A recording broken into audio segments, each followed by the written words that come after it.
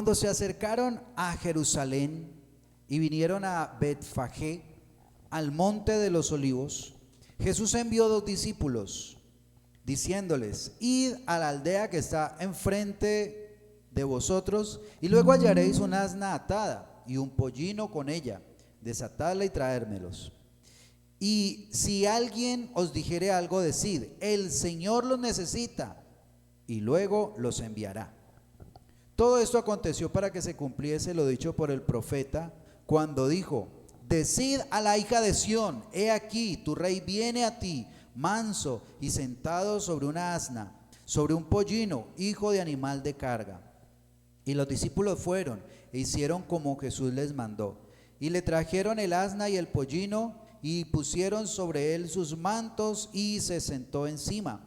Y la multitud, que era muy numerosa, tendía sus mantos en el camino, y otros cortaban ramas de los árboles y las tendían en el camino, y la gente que iba delante y la que iba detrás aclamaba diciendo: Hosana al Hijo de David, bendito el que viene en el nombre del Señor, Hosana en las alturas. Y cuando entró él en Jerusalén, toda la ciudad se conmovió diciendo: ¿quién es este? Y la gente decía: este es Jesús, el profeta de Nazaret de Galilea. Oiga, tremenda cosa la que pasó allí en Jerusalén ese día, un día como hoy, hace casi 2000 años que sucedió esto.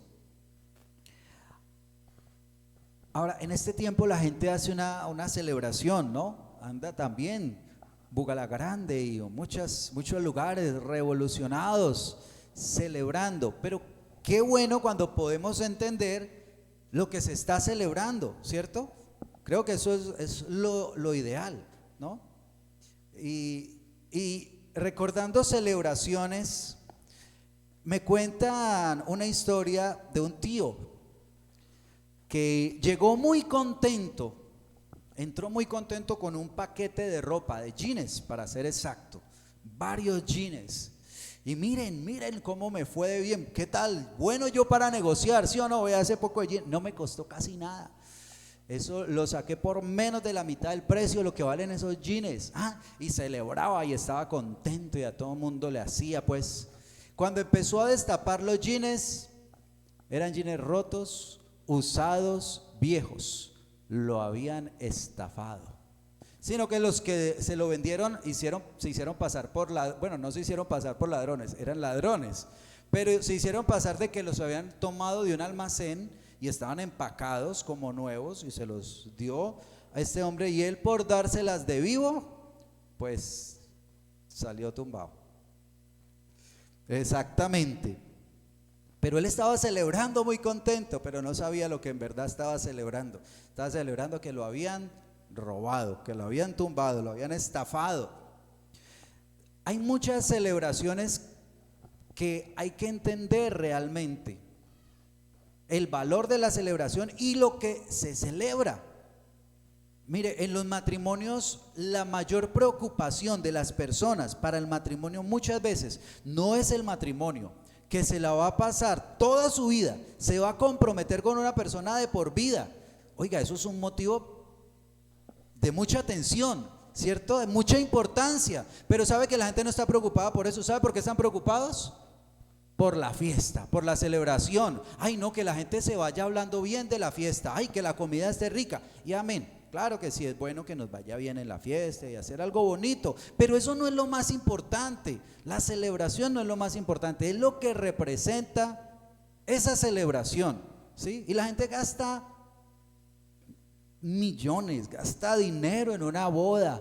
Ahora ni hablemos de las de los famosos, ¿no? Y a los 3 meses se están separando, y entonces ¿qué pasó con tanta pompa y tanta cosa? No han entendido realmente lo que están celebrando.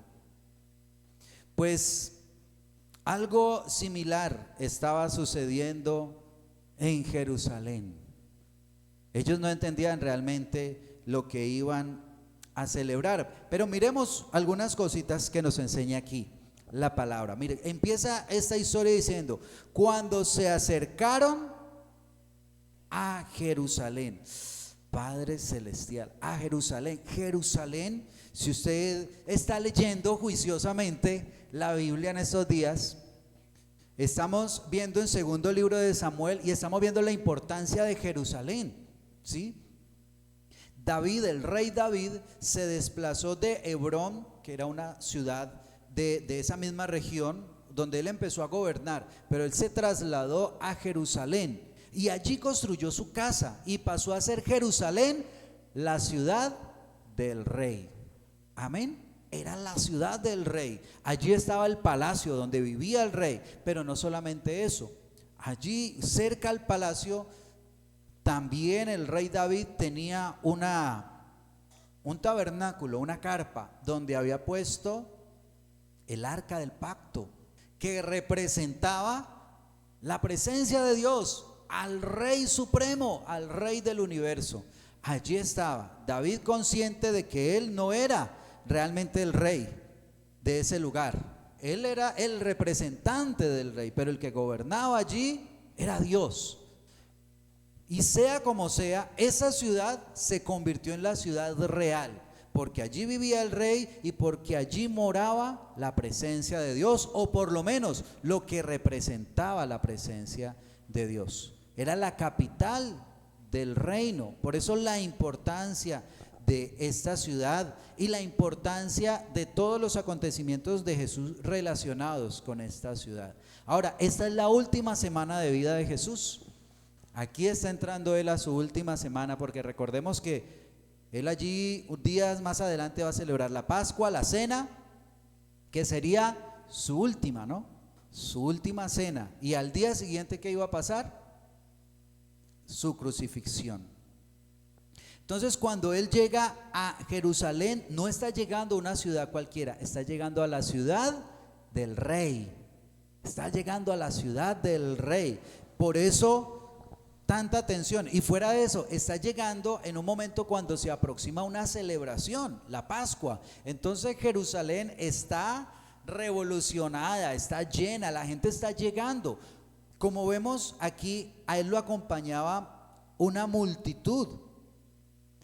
Más adelante allí nos habla de la multitud que lo estaba acompañando. En el versículo 8 dice, y la multitud que era ¿muy qué? Numerosa, cantidad de personas, porque él no estaba entrando solo, él entraba con cantidad de personas que venían, unos venían junto con él de Galilea y otros de otras ciudades más cercanas también, venían todos juntos entrando. Mucha gente entraba antes de la fiesta porque ellos se purificaban antes de la fiesta. Entonces por eso ese lugar estaba lleno de personas. Ahora, algo muy especial que sucede, él aquí todavía no ha entrado a Jerusalén, se está acercando a Jerusalén, porque mire, dice, cuando se acercaron a Jerusalén y vinieron a Betfagé, al monte de los olivos. El monte de los olivos de la entrada de Jerusalén está más o menos de aquí a la vía principal que tenemos allí, así más o menos, a unos escasos metros, un kilómetro aproximadamente, dicen los estudiosos. Entonces estaba muy cerca. Y dice que cuando llegó al monte de los olivos, Jesús envió a 2 discípulos diciéndoles: id a la aldea que está enfrente de vosotros, y luego hallaréis una asna atada y un pollino con ella. Desatadla y traédmelos. ¿Qué nos muestra aquí la palabra? Que Jesús conoce todas las cosas. Él cuando llegó, él ya sabía, allá en esa casa, en ese pueblo, allí afuera de esa casa hay un asno, o hay una asna, y está un pollino, la cría, ¿no? de este animalito. Él sabía que allí estaban y que los necesitaba para algo que él quería hacer. Dios conoce todas las cosas, el Señor conoce todas las cosas. Amén. El Señor conoce su casa, Él sabe lo que hay en su casa, Él conoce su vida y Él sabe qué cosas en su vida son importantes para Él. Amén. Muchos habrán dicho, habrán pensado, ¿de qué utilidad podrá ser un burrito para el Señor? Para el creador de todo el universo. ¿qué importante podrá ser? Pero para el Señor era importante. Así, cosas que nosotros tenemos que nos pueden parecer muy pequeñas, para Dios son importantes si las ponemos en manos de Él. Amén. Él conoce todo, Él conoce nuestro corazón. Una pregunta interesante aquí sería: ¿usted estaría dispuesto a confiarle al Señor lo que usted tiene? El hombre del pollino y del asno, o de la asna mejor, lo soltaron, ¿no? Se los dio al Señor, confió en el Señor. Pues hombre, si esto al Señor le sirve, gloria a Dios. Él no lo hizo preocupado: vea, quién sabe si me devolverán el asno. Ya vino ese señor a llevárseme el burrito, hombre, como lo tenía de bonito, como lo estaba alimentando de bien. No, él se sintió orgulloso de que le podía servir al Señor con eso. Aunque el Señor le dijo que se los iba a traer nuevamente, ¿no? Ahora, dice aquí, más adelante, versículo 3, versículo 4: todo esto aconteció para que se cumpliese lo dicho por el profeta. Lo que el Señor estaba haciendo aquí era cumpliendo unas profecías, cosas que ya estaban escritas de Él muchísimos años antes. Precisamente esta profecía está allí, antesito de Mateo. Usted se va a encontrar un libro que se llama, ¿cómo se llama el libro que está antes de Mateo? Malaquías. Y antes de Malaquías se va a encontrar con un libro que se llama, y en Zacarías capítulo 9, versículo 9, mire lo que dice: alégrate mucho, hija de Sión, da voces de júbilo, hija de Jerusalén.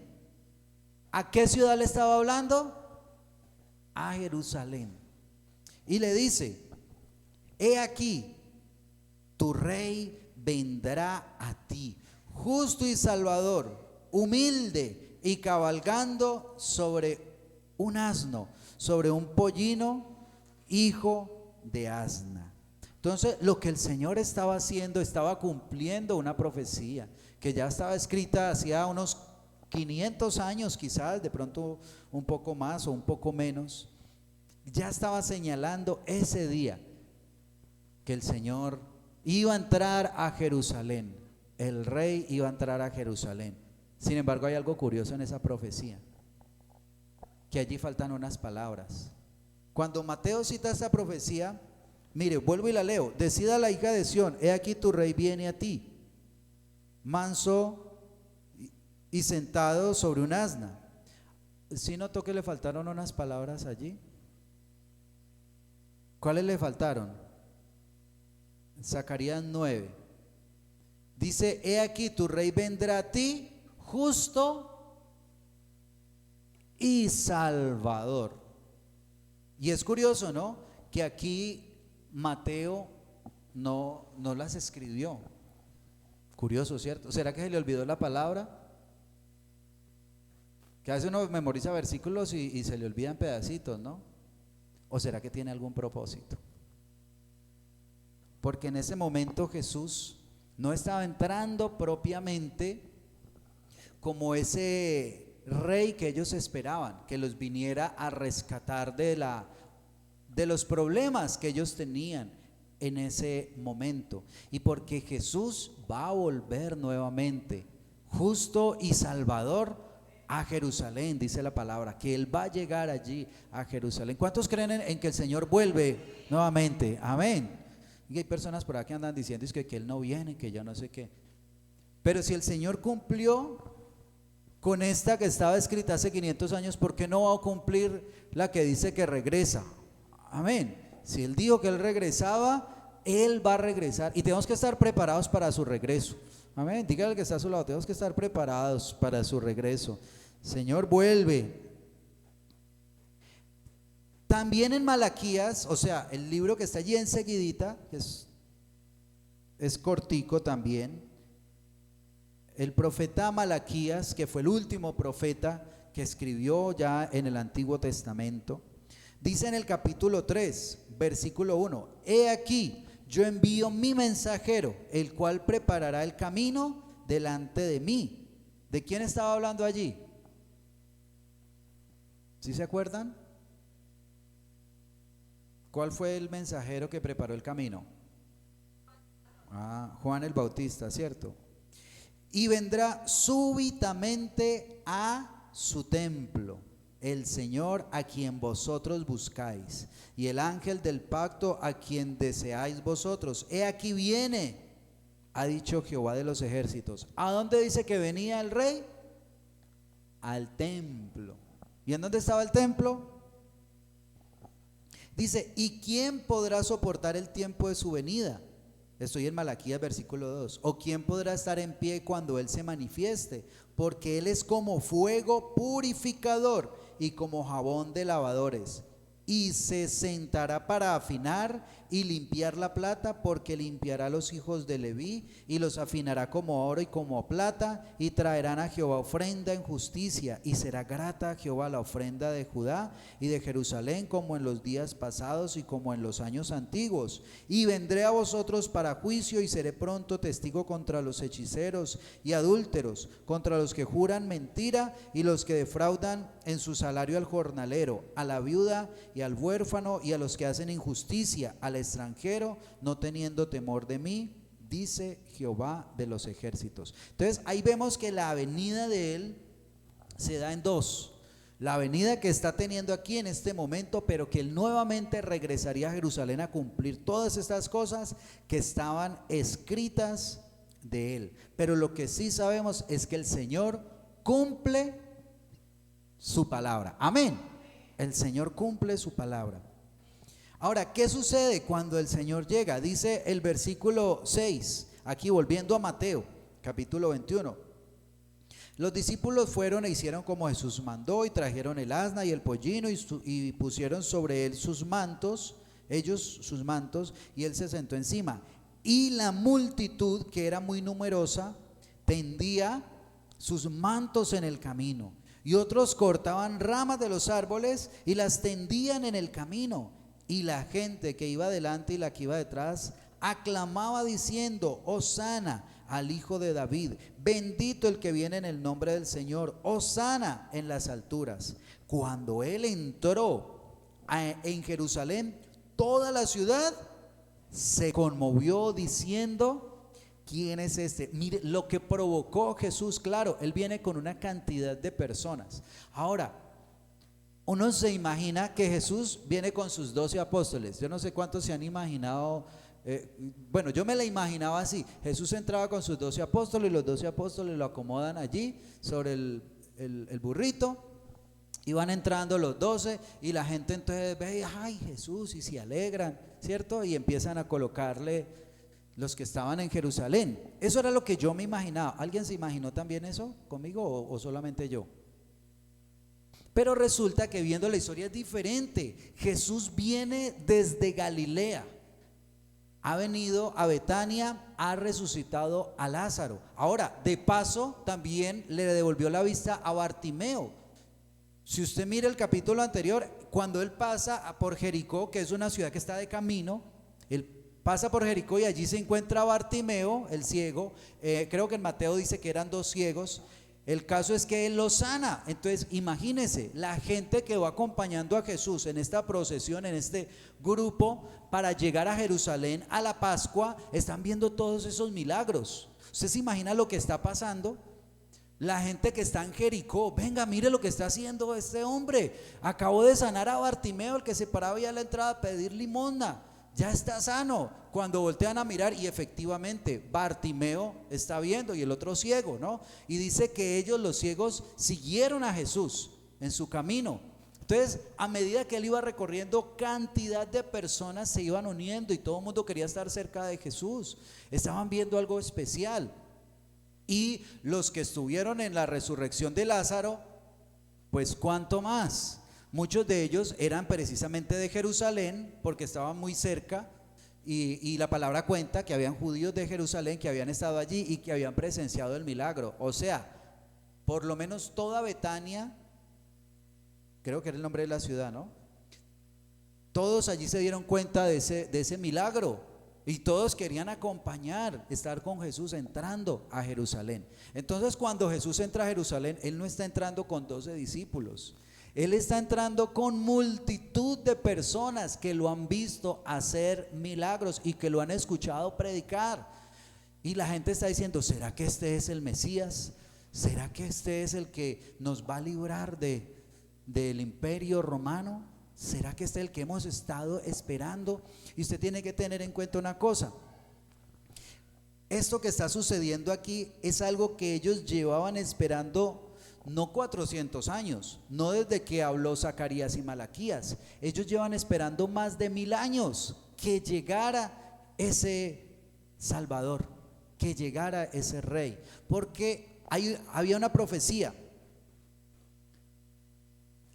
Cuando empieza Mateo relaciona a Jesús con dos personas muy importantes, ¿cierto? Mateo capítulo 1 versículo 1 dice: libro de la genealogía de Jesucristo, hijo de David, hijo de Abraham. Y entonces uno mira lo que el Señor le había prometido a David y lo que le había prometido a Abraham. Vámonos por antigüedad, vámonos a Abraham. ¿Qué le dijo el Señor a Abraham? El Señor con Abraham hizo un pacto, y en ese pacto le dijo de la siguiente manera. Estoy en Génesis capítulo 17 versículo 4. Dice, está hablando Dios con Abraham: he aquí mi pacto contigo. Está hablando con Abraham: y serás padre de muchedumbre de gentes, y no se llamará más tu nombre Abraham, sino que será tu nombre Abraham, porque te he puesto por padre de muchedumbre de gentes. En ese momento Abraham ni siquiera había tenido a Isaac, y Dios le está diciendo que será padre de muchedumbre de gentes. ¿Qué sigue diciendo? Versículo 6: y te multiplicaré en gran manera, y haré naciones de ti.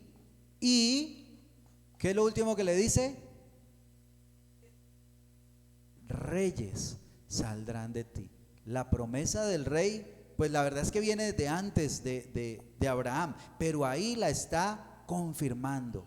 El rey que iba a venir descendiente de Abraham. Y entonces Abraham, claro, tuvo a sus hijos, a su hijo Isaac. Isaac tuvo a Jacob. Jacob tuvo a sus 12 hijos. Pero sobre esos 12 hijos hubo uno en especial que se le dio la promesa de que de él saldría el que sería el rey de Israel, que era de Judá.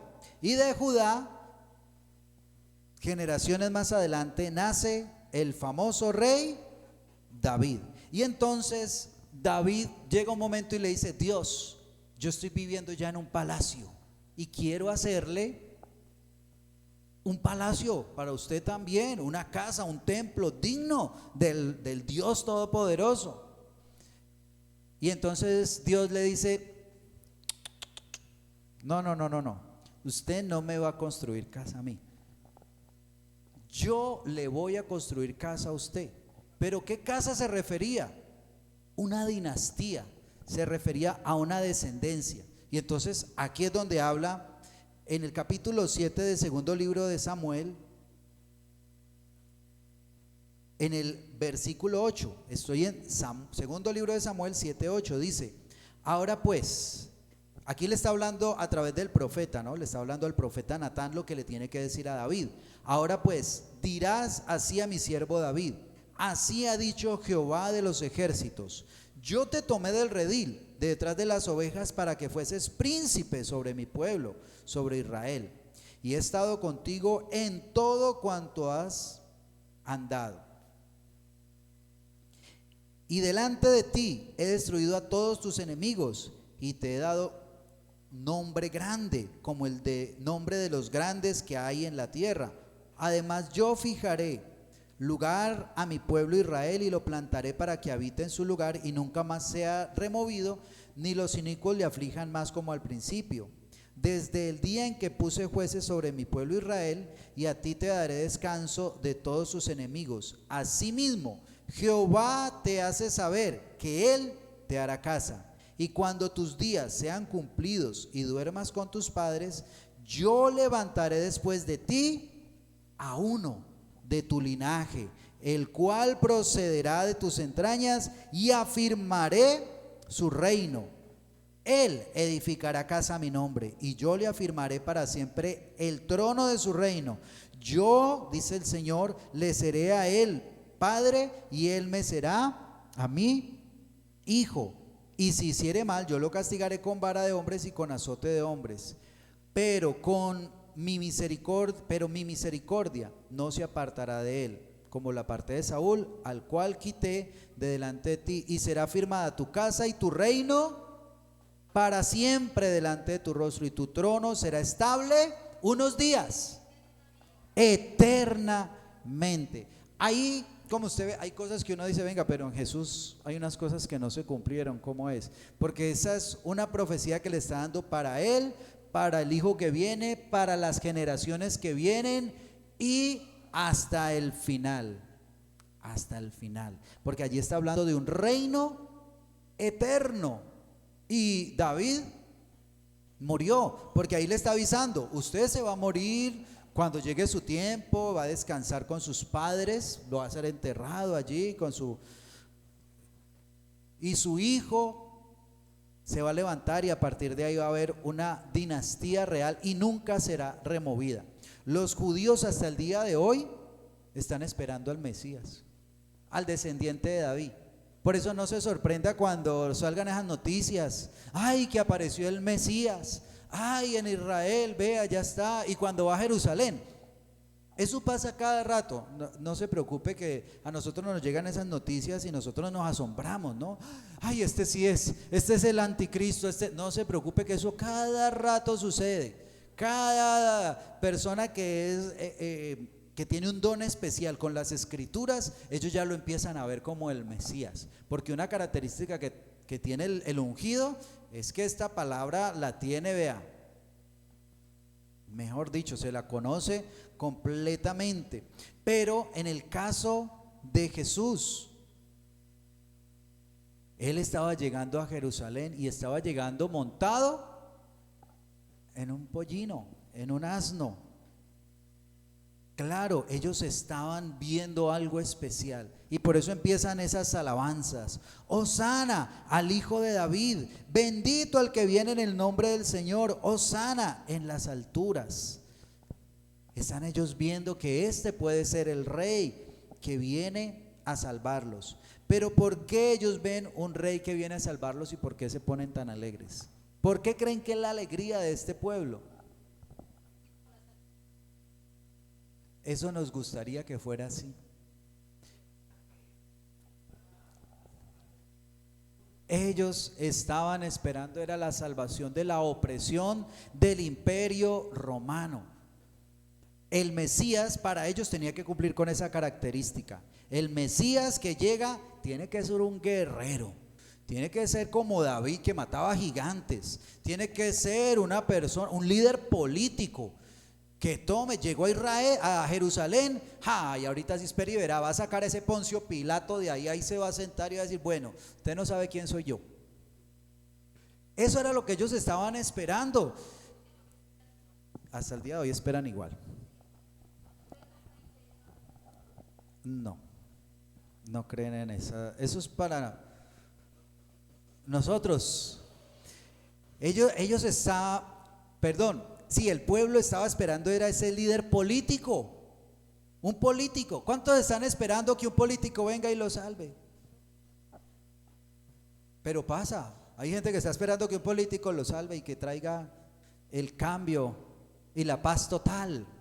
Pero la paz total solamente la puede traer Jesucristo. Amén. Él es el único que puede traer la paz total. Amén.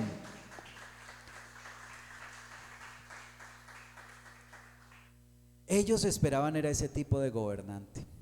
Inclusive en una ocasión anterior dice que cuando empezaron a ver esos milagros dijeron, este es, no puede haber otro que haga estas señales. Y dice que se acercaron a él y lo quisieron hacer rey, pero que Jesús le tocó salir huyendo, porque ellos lo querían nombrar rey. Ahora, ellos ven este poco de gente y dicen, no, es que después de que el rey nos dirija, nosotros sacamos espada y nos vamos en contra de esos romanos. No es sino que el rey de la orden y aquí vamos a pelear.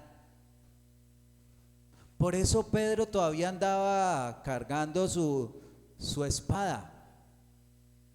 Y si usted mira, es muy curioso que ni siquiera los apóstoles habían entendido bien lo que sucedía.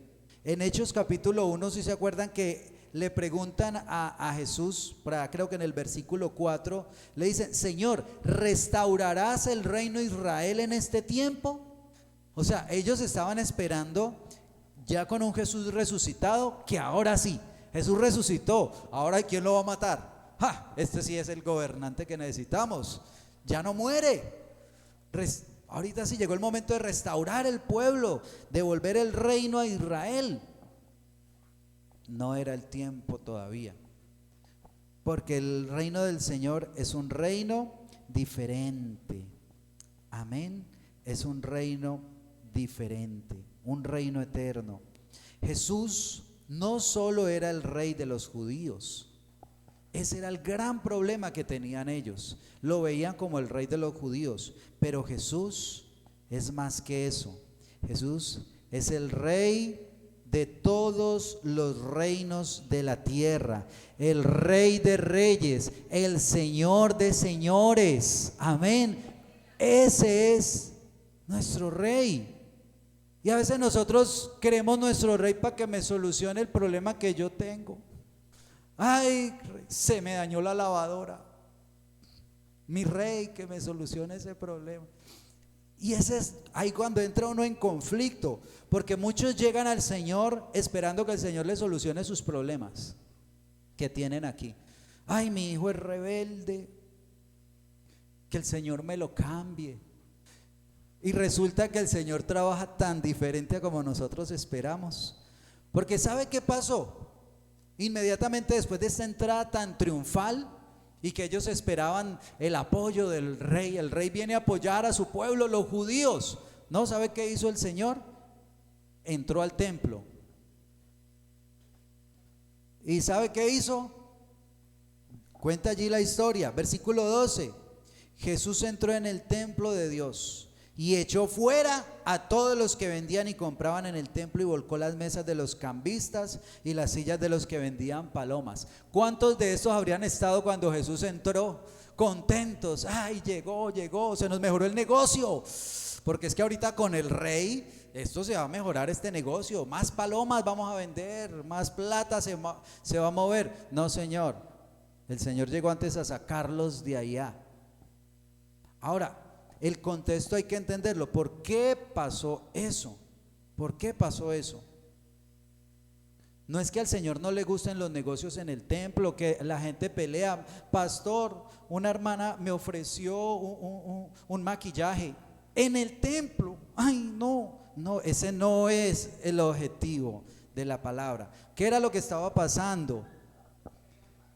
En el templo, usted recuerda, propiamente en el templo no podía entrar sino los sacerdotes y los que servían en el templo, pero afuera había un atrio, un patio.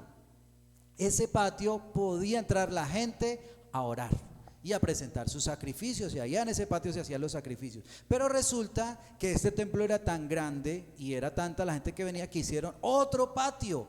Ese patio era para los gentiles que querían adorar a Dios, que venían a buscar al Dios de Israel. Ellos no podían entrar al otro atrio porque era un lugar santo, especial. Obviamente, el otro también, pero sí se les daba acceso a aquellos que no eran judíos, para que se pudieran acercar. ¿Y sabe dónde estaban vendiendo estos personajes su mercancía?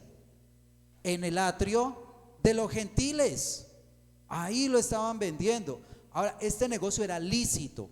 Aquí no hay nada ilegal, era lícito.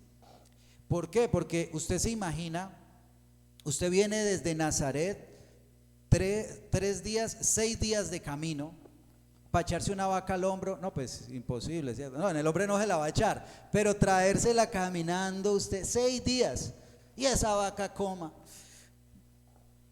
No, era muy complicado. Entonces, ¿qué hacían? La vendían, se traían el dinero y llegaban a Jerusalén y compraban su vaquita, su paloma, lo que necesitaban para no andar viajando con todo eso. Entonces, el negocio era legal, era lícito, claro, le facilitaba mucho a la gente, pero estaban en el lugar como da vivienda. Estaban en el lugar equivocado. Ese no era el lugar para vender.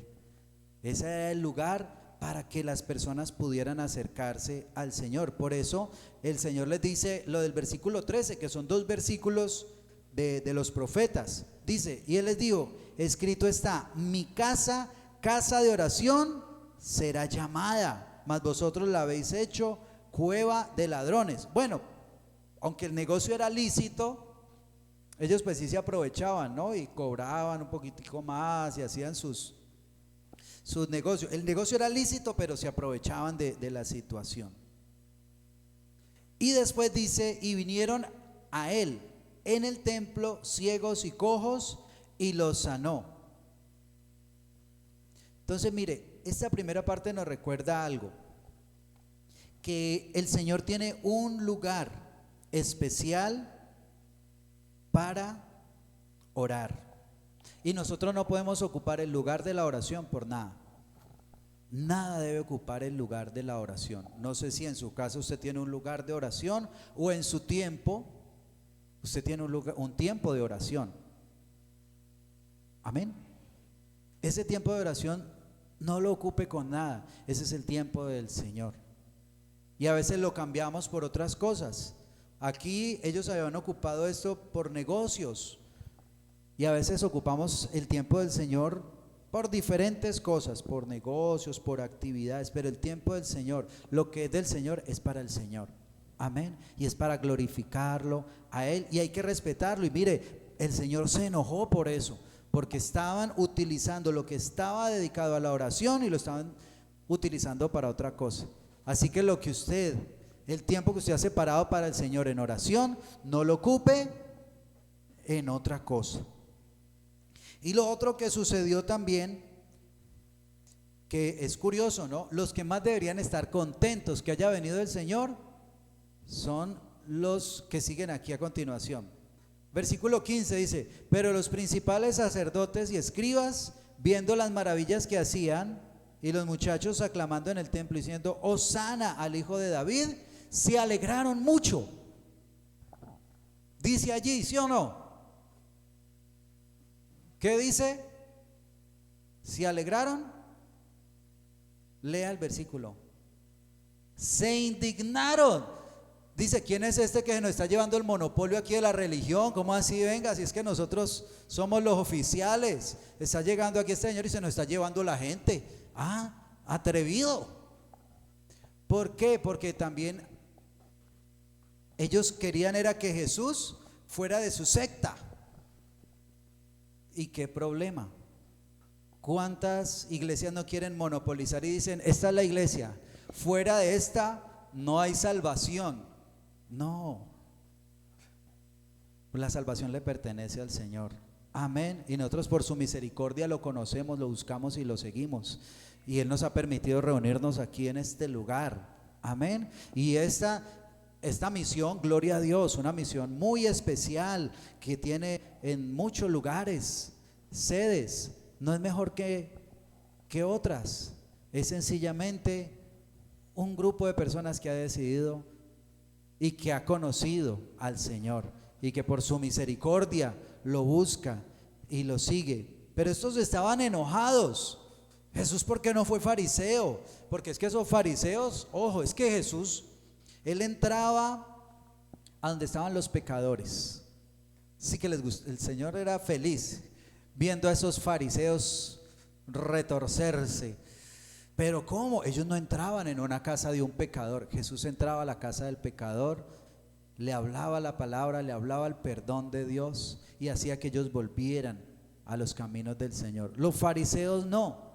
Entonces mire, Jesús buscaba a las ovejas perdidas. Estos estaban buscando a los que ya conocían y eran juiciosos para hacer el círculo y no nos juntemos con nadie más. Pero esa no era la misión del Señor.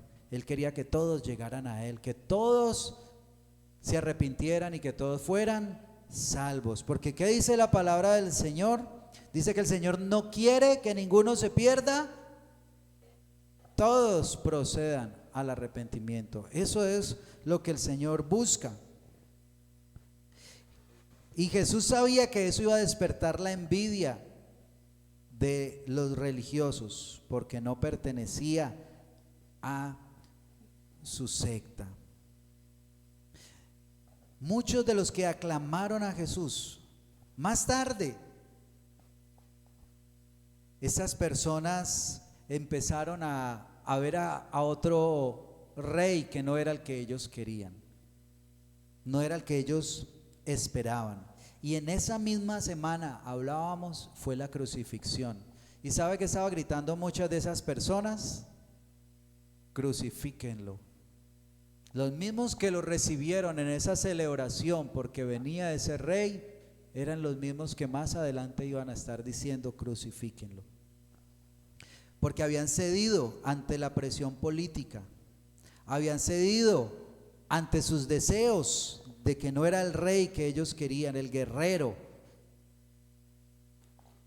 Algunos abandonaban a Cristo porque Cristo no hacía lo que ellos querían. Y sabe que hay personas que se alejan de Dios, se alejan de Cristo porque Cristo no hace lo que ellos quieren que haga. Pero yo quiero decirle algo, en el reino de los cielos funciona al revés. El Señor no tiene que hacer lo que yo diga, yo tengo que hacer lo que el Señor diga. Amén. El Señor dijo: venga a nosotros tu reino y haz mi voluntad. No, venga a nosotros tu reino y hágase tu voluntad. Señor, ¿usted qué quiere que yo haga? Usted es el rey, usted es el que manda. Yo obedezco lo que el rey dice. Amén. Entonces debemos entender lo que pasaba aquí. Por eso la historia termina con vamos a terminar esta parte aquí con la maldición de la higuera estéril. Dice en el versículo 18: por la mañana, volviendo a la ciudad, tuvo hambre, y viendo una higuera cerca del camino, vino a ella y no halló nada sino hojas solamente, y le dijo: nunca jamás nazca fruto de ti. Y luego se secó la higuera. Y uno dice: venga, Señor, ¿usted por qué metió esa historia ahí? Como que eso, ¿qué tiene que ver con lo que estamos hablando? Venimos hablando de la entrada triunfal, venimos hablando de que sacó a los cambistas, a estos mercaderes del templo. Estamos hablando de que hizo milagros y que eso enojó a los religiosos que veía que alababan al Señor. ¿Qué tiene que hacer una higuera ahí? Porque la higuera está representando a un pueblo. Está representando a un pueblo que celebra mucho, que tiene muchas hojas, pero no tiene. Y es lo que el Señor espera de nosotros. Amén. Que tengamos fruto. Eso es lo más importante. Más que tanta celebración y tanta bulla, el Señor quiere ver en nuestro corazón que nosotros haya un fruto de arrepentimiento, que haya fruto del Espíritu Santo, que haya fruto de obediencia a nuestro Dios, que lo adoremos a Él por lo que Él es, no por lo que Él hace. Amén. Y que tengamos la fe que Él es el Rey de los cielos, que Él no es un rey que vino a solucionar los problemas por un momento. Él es un Rey eterno. Amén. Él no solamente es el Rey de Israel, Él es el Rey de toda la tierra, el Rey de reyes, el Señor de señores, el Rey prometido. Él es el Salvador. Amén. Él no vino a ofrecernos una tierra aquí por un momento, Él vino a ofrecernos y a darnos el cielo. Amén. Nuestra herencia está en los cielos, al lado del Señor por la eternidad. ¿Cuántos alaban a ese Rey? Amén.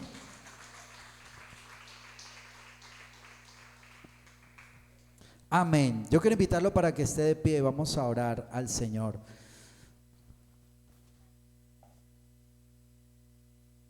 Maravilloso Dios de los cielos, Rey eterno, Dios de toda la gloria. Señor, tú eres más de lo que aquellos pudieron ver. Tú eres mucho más, Señor, que una solución de un momento. Tú eres más, Señor, que un simple profeta, Señor. Tú eres el prometido, Señor. Tú eres el esperado, el deseado, el anhelado, Señor. Tú eres el Rey de Reyes, el Rey eterno, Señor.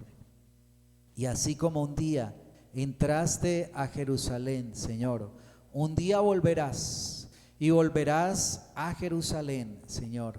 Pero tu palabra dice que esta vez todo ojo le verá y todas las naciones harán lamentación, porque todos reconocerán que es cierto lo que se había escrito de ti, Señor, que tú eres el único y verdadero Dios, que solo en ti está la salvación, que solo en ti hay vida eterna, que solo en ti, Señor, podemos encontrar la plenitud.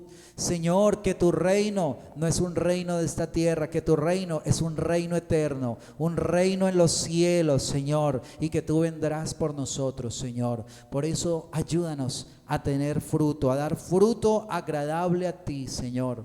Ayúdanos, Señor, a no ser religiosos solamente, Señor, de boca, como muchos de estos que vemos en la Biblia. Señor, ayúdanos, Señor, porque eso es lo que tú quieres. Tú quieres, Señor, un pueblo que te busque, que crea en ti por lo que tú eres, Señor. Que crea en ti, Señor, porque solo tú eres el Señor, nuestro Salvador. Dios, esta semana muchas personas celebran, pero muchos de ellos no saben que celebran, Señor. Que puedan entender, que tú les des el discernimiento, Señor, de lo que realmente están celebrando, y que nos ayudes a nosotros también a entender cada día tu grandeza y tu poder sobre esta tierra y sobre nosotros. Que nos ayudes a entender, Señor, que hasta el día de hoy todavía la puerta sigue abierta y podemos acudir a ti, Señor, podemos venir a ti, clamar a ti, postrarnos ante ti, Señor, para que tú reines sobre nuestra vida, para que reines sobre nuestro corazón, para que nos perdones, nos limpies y nos permitas entrar en tu reino. Gracias te damos, Señor, en el nombre poderoso de Cristo Jesús. Amén y amén. Amén. Dele ese aplauso al Señor.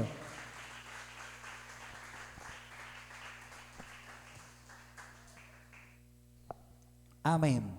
Bueno, gloria a Dios. Los que van a participar de la cena del Señor pueden seguir de pie.